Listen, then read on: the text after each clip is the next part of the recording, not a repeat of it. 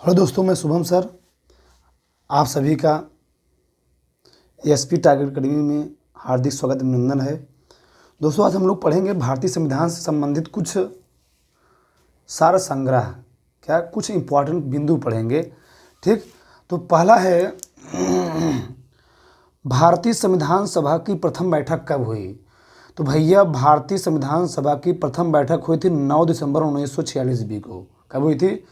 भारतीय संविधान सभा की प्रथम बैठक कब हुई थी? 9 दिसंबर 1946 ईस्वी को। और जब भारतीय संविधान सभा की प्रथम बैठक इस दिन हुई थी तो अस्थायी कौन, इसके अस्थायी अध्यक्ष जो बनाए गए थे वह डॉक्टर सचिदानंद कौन बनाए थे? सिन्हा बनाए गए। कौन बनाए? डॉक्टर सचिदानंद सिन्हा। आगे, संविधान सभा का अस्थायी अध्यक्ष कौन था? डॉक्टर राजेंद्र प्रसाद। कौन थे? डॉक्टर राजेंद्र प्रसाद। ठीक, कब बनाए गए थे? 11 दिसंबर 1946 को, जब संविधान सभा की दूसरी बैठक हुई थी। ठीक, संविधान सभा का अस्थायी अध्यक्ष कौन था? संविधान सभा का अस्थायी अध्यक्ष कौन था? तो डॉक्टर सच्चिदानंद सिन्हा। कब बनाए गए थे? 9 दिसंबर 1946 ईस्वी को। आगे, संविधान सभा की प्रारूप समिति के अध्यक्ष कौन थे? संविधान सभा की प्रारूप समिति के अध्यक्ष कौन थे? डॉक्टर भीमराव अम्बेडकर। कौन थे? डॉक्टर भीमराव अम्बेडकर थे। संविधान सभा का औपचारिक रूप से प्रतिपादन किसने किया था? तो संविधान सभा का औपचारिक रूप से प्रतिपादन एम.एन. राय ने किया। किसने किया था? एम.एन. राय ने किया था। ठीक, देखिए, बात की जाए संविधान के बारे में, तो संविधान का निर्माण केवल डॉक्टर भीमराव अम्बेडकर नहीं किया था। संविधान के निर्माण में भैया एक मीटिंग हुई थी, तो संविधान के निर्माण जो मेंबर थे, सभी मेंबर ने मिल करके संविधान का निर्माण किया था। तो संविधान का निर्माण किसने किया था? डॉक्टर भीमराव अम्बेडकर नहीं, संविधान का निर्माण संविधान सभा ने किया था। किसने किया था? संविधान सभा ने किया था। भारत में संविधान सभा गठित करने का आधार क्या था? तो भारत में संविधान सभा गठित करने का अधिकार जो था वह कैबिनेट मिशन योजना था 1946 के तहत। कैबिनेट मिशन योजना। ठीक, तो भारत में संविधान सभा गठित करने का जो मेन आधार था वह कैबिनेट मिशन योजना था, 1946 का था। ठीक, सर्वप्रथम भारतीय राष्ट्रीय कांग्रेस द्वारा संविधान सभा के गठन की मांग कब और कहां रखी गई? तो सर्वप्रथम भारतीय राष्ट्रीय कांग्रेस द्वारा जो संविधान सभा के मांग रखी गई थी 1936 ईस्वी में फैजपुर में। कहाँ रखी थी? फैजपुर में रखी गई। कहाँ पर? फैजपुर में रखी गई थी। कैबिनेट मिशन योजना के अनुसार संविधान सभा में कितने सदस्य होते थे? तो 379 सदस्य। कितने थे? 379 सदस्य। ठीक, जो संविधान सभा की पहली बैठक हुई थी, ठीक, तो उस समय कैबिनेट मिशन योजना के तहत संविधान में कुल 379 सदस्य थे। कितना? 379 मेंबर थे। ठीक, कितना मेंबर? 379 मेंबर थे। अब देखिए, यहाँ पर संविधान के पुनर्गठन के फलस्वरूप 1947 ईस्वी तक संविधान में सदस्यों की संख्या कितनी रह गई? 299। कितना? 299 रह गई। कितना? 299 रह गए। देखिए, आप अगर हम बात करते हैं जो 379 मेंबर थे, क्या 379 मेंबर थे, उसमें से 379 मेंबर में 200 जो 92 मेंबर थे वह ब्रिटिश प्रांत के थे। कहाँ के थे? वह ब्रिटिश प्रांत के थे। और 93 कहाँ के थे? देसी रियासत के, अपने देश के थे। और 4 जो थे वो थे चीफ कमिश्नरी। कहाँ के थे? चीफ कमिश्नरी। आप जोड़ेंगे 379 आ जाएगा। ठीक, 200 ब्रिटिश, 292 ब्रिटिश प्रांत के, 93 देसी रियासत और 4 क्या थे? चीफ कमिश्नरी थे। अब क्या हुआ, जो 299 मेंबर थे, एक कब योजना हुआ था? 3 जून 1947 को। कब हुआ था? 3 जून 1947 को जब योजना बनी थी तो इसमें 299 सदस्य रह गए। कितने? 99 सदस्य रह गए। 299 सदस्य रह गए। योजना क्या थी? भैया, पाकिस्तान के लिए अलग संविधान होगा। पाकिस्तान के लिए एक अलग संविधान होगा। एक कब प्रावधान रखा गया? 3 जून 1947 को। तो उस समय भैया इसमें 299 मेंबर रहे और 299 मेंबर में 229 मेंबर ब्रिटिश प्रांत के थे और 70 मेंबर कहाँ के थे? देसी रियासत थे। कहाँ के? देसी रियासत थे। तो वही कहा गया है, संविधान सभा में देसी रियासत के कितने प्रतिनिधि थे? 70। कितने थे? 70। संविधान के गठन की मांग सर्वप्रथम 1895 में किस व्यक्ति ने की थी? तो बाल गंगाधर तिलक ने। तो संविधान के गठन की मांग सर्वप्रथम 1895 ईस्वी में किस व्यक्ति ने किया था? तो बाल गंगाधर तिलक ने किया था। ये भैया गरम दल के नेता थे बाल गंगाधर तिलक। ठीक, लाल बाल पाल गरम दल के नेता थे ना, लाल बाल पाल। बाल गंगाधर तिलक क्या थे? गरम दल के नेता थे। संविधान सभा में किस देसी रियासत के प्रतिनिधि भाग नहीं लिया था? हैदराबाद देसी रियासत के प्रतिनिधियों ने संविधान सभा में भाग नहीं लिया। वेरी वेरी मोस्ट इंपॉर्टेंट प्रश्न। संविधान सभा में किस देसी रियासत के प्रतिनिधि ने पार्टिसिपेट नहीं किया था? तो हैदराबाद देसी रियासत के प्रतिनिधियों ने इसमें पार्टिसिपेट नहीं किया था। ठीक, अब बी आर अम्बेडकर कहाँ से संविधान सभा में निर्वाचित हुए थे? तो बंगाल से। कहाँ से? बंगाल से। तो डॉक्टर भीमराव अम्बेडकर का निर्वाचन जो हुआ था संविधान सभा में वह बंगाल से हुआ था। कहाँ से? बंगाल से। बंगाल चुनाव लड़े थे। आगे, संविधान सभा का संवैधानिक सलाहकार किसे नियुक्त किया गया? तो संविधान सभा का संवैधानिक सलाहकार भैया बी एन राव को, बेनेगल राव को निर्वाचित किया गया था। ठीक, तो आगे हम लोग पढ़ते हैं संविधान सभा की प्रारूप समिति गठन कब हुआ था? 29 अगस्त 1947 ईस्वी को। संविधान सभा की प्रारूप समिति गठन कब हुआ था? 29 अगस्त 1947 ईस्वी को प्रारूप समिति गठन किया गया था। संविधान की प्रारूप समिति के समक्ष प्रस्तावना का प्रस्ताव किसने रखा? तो पंडित जवाहरलाल नेहरू ने। संविधान की प्रारूप समिति के समक्ष प्रस्ताव किसने रखा था? तो पंडित जवाहरलाल नेहरू ने। ठीक, भारत में संविधान कब लागू हुआ? तो भारत में भैया संविधान कब लागू हुआ? 26 जनवरी 1950 को। ठीक, भारत में संविधान कब लागू हुआ था? 26 जनवरी 1950 को भारत में क्या हुआ था? संविधान लागू हुआ था। और संविधान सभा की संघीय समिति के अध्यक्ष कौन थे? तो जवाहरलाल नेहरू। संविधान सभा की संघीय समिति के अध्यक्ष कौन थे? पंडित जवाहरलाल नेहरू। संविधान सभा की रचना हेतु संविधान का विचार सर्वप्रथम किसने प्रस्तुत किया था? तो स्वराज पार्टी ने 1924 ईस्वी में। स्वराज पार्टी ने अंग्रेजों के पार्लियामेंट में क्या रखा? अपना विचार रखा। स्वराज पार्टी में क्या थे? मेन नेता थे। इसमें थे मोतीलाल नेहरू और थे इसमें कौन थे? सरदार वल्लभ भाई पटेल और सुभाष चंद्र बोस। तो स्वराज पार्टी में उन्होंने क्या मांग रखा है? वो लोग वकील के रूप में वहाँ काम करते थे। लोगों को मांग रखा भैया कि हमको भी क्या चाहिए? स्वाधीनता चाहिए। ठीक, संविधान सभा ने भारत के संविधान को कब स्वीकृत किया था? तो संविधान सभा ने भारत के संविधान को 26 नवंबर 1946 को क्या किया था? स्वीकृत किया था। क्या किया था? स्वीकृत किया था। ठीक, तो संविधान सभा ने भारत के संविधान को कब स्वीकृत किया था? 26 नवंबर 1946 को। भारत संविधान को बनाने में कुल कितना समय लगा था भैया? 2 वर्ष 11 माह 18 दिन और यहाँ पर 2 घंटे लगे थे। कितने लगे? 2 घंटे लगे थे। तो संविधान बनाने में 2 वर्ष 11 माह 18 दिन 2 घंटे लगे थे। संविधान में कितने अनुच्छेद हैं? तो संविधान में कुल अब 484 कितना 444 अनुच्छेद है। कितना? 444 अनुच्छेद हैं। संविधान में कितने अध्याय हैं? 22 अध्याय। मतलब भाग कितने हैं? अब तो 25 भाग हो गए हैं। ठीक, भारतीय संविधान में कितनी अनुसूचियाँ हैं? पहले 8 अनुसूचियाँ थी, अब कितनी अनुसूचियाँ हो गई हैं? 12। पहले 395 अनुच्छेद थे, अब कितने अनुच्छेद हो गए? 444। पहले भी 22 भाग थे, 25 भाग हो गए हैं। पहले 8 अनुसूचियाँ थे, अब कितनी अनुसूचियाँ हो गई हैं? अब हो गए संविधान में 12 अनुसूची। पहले 8 अनुसूची थी। ठीक, संविधान सभा के सभी निर्णय किस आधार पर लिए गए? तो सहमति और समायोजन के आधार पर। ठीक, तो संविधान सभा के सभी निर्णय किस आधार पर लिए गए? सहमति और समायोजन के आधार पर लिए गए थे। संविधान सभा का पहला अधिवेशन कहाँ हुआ? दिल्ली में। तो भैया संविधान सभा का पहला अधिवेशन कहाँ पर हुआ था? Delhi. Very very most important.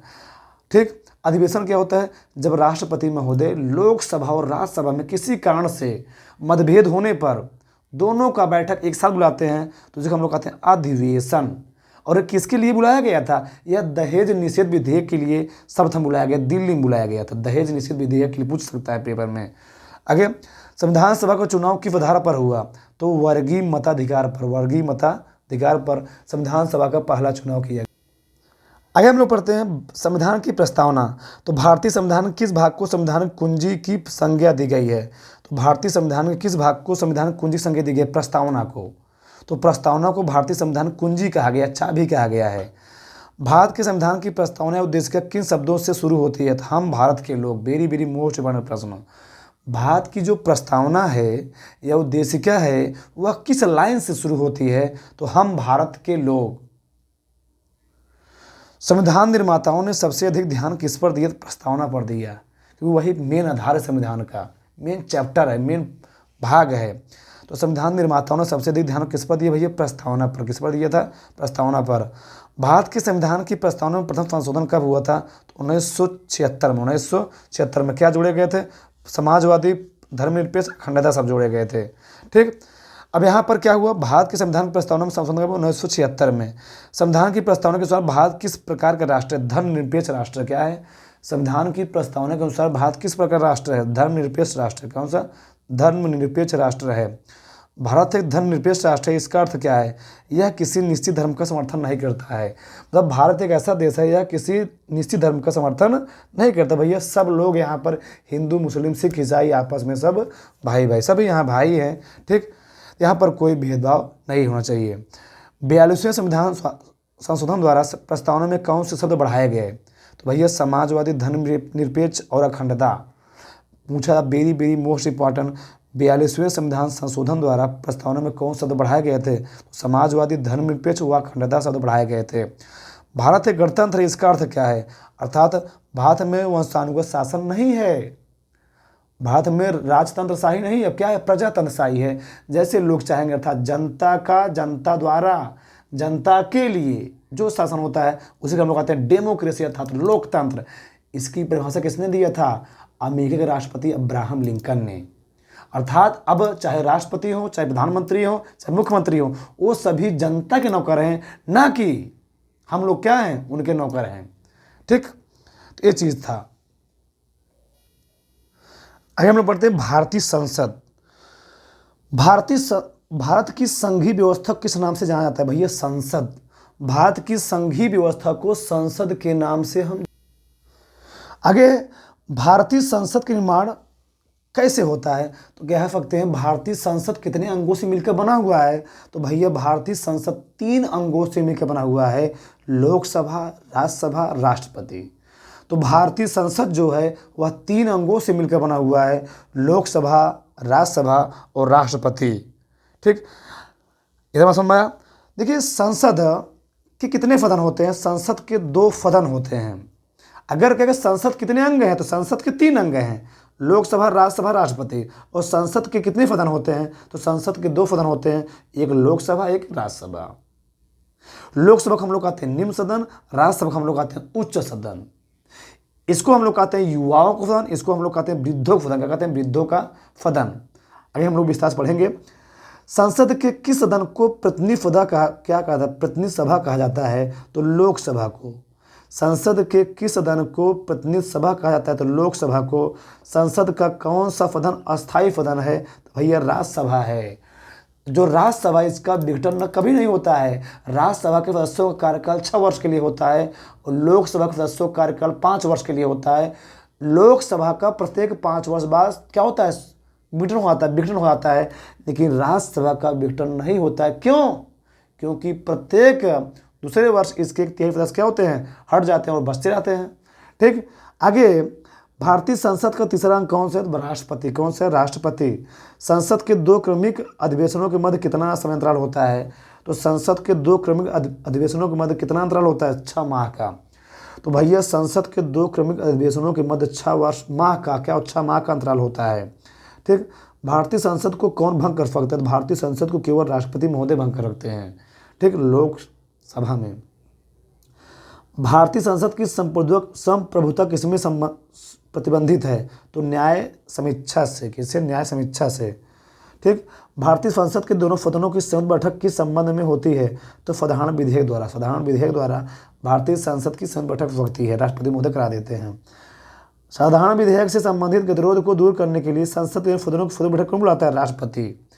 भैया जो बैठक होता है, अधिवेशन होता है, वह राष्ट्रपति महोदय परामर्श देते तभी बुलाया जाता है, ऐसे नहीं बुलाया देता है। अधिवेशन ऐसे नहीं होता है, राष्ट्रपति महोदय परामर्श देंगे तब बैठक होगा। आगे, स्वतंत्र भारत में अब तक कितनी बार संयुक्त अधिवेशन हो चुके हैं? तो 4 बार। कितनी बार हो चुके हैं? 4 बार हो चुके हैं। ठीक, स्वतंत्र भारत में। और कुल क्या कहते हैं? 12 बार। ठीक, आगे, क्या राष्ट्रपति या उपराष्ट्रपति कभी संयुक्त अधिवेशनों की अध्यक्षता करता है? नहीं। भैया राष्ट्रपति और उपराष्ट्रपति संयुक्त अधिवेशन में अध्यक्षता नहीं करता है। करता कौन है? लोकसभा अध्यक्ष ही, स्पीकर ही। ठीक, आगे, एक वर्ष में कम से कम कितनी बार संसद की बैठक होना अनिवार्य है? 2 बार। तो एक वर्ष में कम से कम संसद की 2 बार बैठक होना अनिवार्य है। संसद के दोनों सदनों की संयुक्त अधिवेशन की अध्यक्षता कौन करता है? तो लोकसभा अध्यक्ष अर्थात स्पीकर करता है। ठीक, तो संसद के दोनों सदनों की संयुक्त अधिवेशन की अध्यक्षता कौन करता है? लोकसभा अध्यक्ष करता है। संसद के दोनों सदनों को फत्रावसान विघटन कौन करता है? तो वह राष्ट्रपति महोदय करता है। लोकसभा अध्यक्ष नहीं विघटन करेगा, राष्ट्रपति महोदय संसद के दोनों सदनों को फत्रावसान करते हैं। राष्ट्रपति महोदय। आगे, संसदीय प्रणाली को कौन सी प्रथा भारत की देन है? शून्यकाल। संसदीय प्रणाली की कौन सी प्रथा भारत की देन है? तो शून्यकाल। ठीक। संसद की कार्यवाही में प्रथम विषय कौन सा है? प्रश्नकाल। जब संसद की कार्यवाही होती है तो पहला विषय क्या रखा जाता है? प्रश्नकाल। पहला विषय क्या होता है? प्रश्नकाल होता है। किस विधेयक को संसद में दोनों सदनों द्वारा अलग अलग विशेष बहुमत से पारित करना आवश्यक है? तो संविधान संशोधन विधेयक। तो संविधान संशोधन विधेयक को दोनों सदनों में अलग अलग विशेष बहुमत से पारित करना क्या होता है? आवश्यक होता है। संसद के वेतन का निर्धारण कौन करता है? संसद करता है। सांसदों के वेतन का निर्धारण कौन करता है? संसद करता है। ठीक। इस संसद वेतन होता है। अब संसद कितना वेतन दिया जाएगा उसको अपने क्षेत्र के विकास के लिए ये संसद खुद क्या करेंगे? निर्धारित करेंगे। ठीक। संसदीय प्रणाली वाली सरकार को अन्य किस नाम से जाना जाता है? तो संघीय सरकार। किस नाम से? संघीय सरकार नाम से जानते हैं। संविधान लागू होने के बाद सर्वप्रथम त्रिशंकु संसद का गठन कब हुआ था? तो 1989 ईस्वी में। 1989 में। अस्थायी संसद भारत में कब तक रही थी? तो 17 अप्रैल 1952 तक। 17 अप्रैल 1952 तक। संसद भवन उद्घाटन कब हुआ था? तो 1927 में। कब हुआ था? 1927 में। लॉर्ड इरविन ने किया। किसने किया था? लॉर्ड इरविन ने। ठीक। तो संसद भवन उद्घाटन किसने किया था? लॉर्ड इरविन ने। किसने किया था? लॉर्ड इरविन ने किया था। ठीक। आगे, भारत की संचित निधि से धन निर्गम पर किसका नियंत्रण होता है? संसद का। भारत की संचित निधि से कितना पैसा जा रहा है इसका नियंत्रण किसका होता है? संसद का होता है। राज्यसभा और लोकसभा की संयुक्त बैठक कब होती है? लोकसभा और राज्यसभा मतभेद होने पर। तो राज्यसभा और लोकसभा में जब मतभेद हो जाता है तो अनुच्छेद 108 के तहत राष्ट्रपति महोदय दोनों सदनों की संयुक्त बैठक की मीटिंग बुलाते हैं। ठीक। संसद का निम्न सदन कौन होता है भैया? लोकसभा। कौन होता है? लोकसभा। ठीक। अगर हम बात करें संसद के उच्च सदन कौन है? राज्यसभा। कौन सा? राज्यसभा। तो संसद का उच्च सदन कौन सा होता है? राज्यसभा होता है।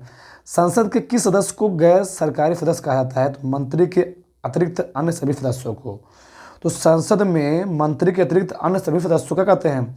गैर सरकारी सदस्य कहते हैं। इस संसद से रिलेटेड बहुत सारे प्रश्न पूछाते हैं। पूछते हैं संसद के कुल कितने सत्र होते हैं? तो संसद के भैया कुल 3 सत्र होते हैं। पहला होता है बजट सत्र, दूसरा होता है मानसून सत्र, तीसरा होता है शीतकालीन सत्र। संसद के 3 सत्र होते हैं। बजट सत्र, मानसून सत्र, शीतकालीन सत्र होते हैं। संसद को भंग करने का अधिकार किसको है? राष्ट्रपति महोदय को है। जैसे नए राज्य का निर्माण करना हो, क्या हमको कोई नए राज्य का निर्माण करना हो या नए राज्य सीमा में परिवर्तन करना हो तो ये सब अधिकार किसके पास होता है? संसद के पास होता है। नए राज्य का निर्माण करना हो, राज्य क्षेत्र सीमा में परिवर्तन करना हो, ये सभी पावर किसको दिए गए हैं? ये सभी पावर संसद को दिए गए हैं। अगर बात की जाए संसद में बराबर वोट पड़ने पर निर्णायक मत कौन देता है? तो लोकसभा अध्यक्ष देता है। अगर संसद में किसी कारण से बराबर वोट पड़ गया तो निर्णायक मत जो होगा कौन देगा? लोकसभा अध्यक्ष देगा, अर्थात स्पीकर देगा। ठीक। इतना बात समझ आया? तो ये सब चीज़ें थी संसद के बारे में। आगे हम लोग पढ़ेंगे ठीक राष्ट्रपति के बारे में। तो सभी साथियों को जय हिंद, जय भारत।